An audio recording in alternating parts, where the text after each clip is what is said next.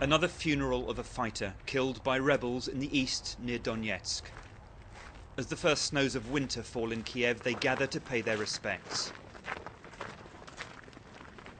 Seva was a senior commander who'd been captured, freed, and had gone back to fight. There are guys being buried every day, dying every day. It shows the country is ready to fight and is fighting. But there's another battle on the home front, the fight for reform. Something like this, but it's not revolution. Many activists who took part in the protests here in Independence Square are disappointed by the pace of change. Bogdana helped stream images from the square around the world. Now she speaks of a political system still controlled by oligarchs. Yeah, nothing happened.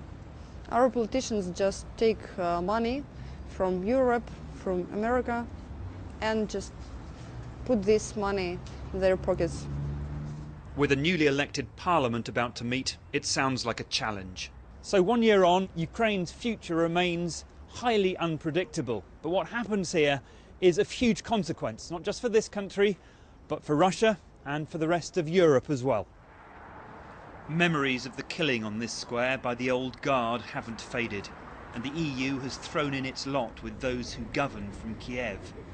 But can it, or will it, keep that up for a decade and more? This is a long-term game. This is now a strategic undertaking, not crisis management any longer. And whether the EU has the political will, the stamina, the perseverance to stay in that strategic game for that long a period is the big question here. Hence the need to speed things up, and plenty of Ukrainians are now demanding more accountable government. One goal to check up to 1 million public employees for links with former discredited regimes.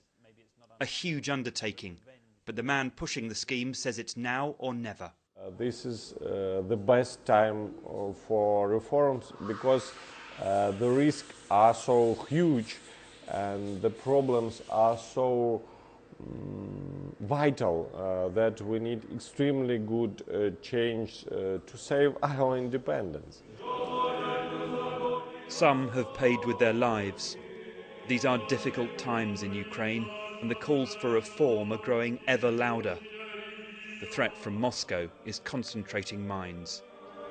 Chris Morris, BBC News, Kiev.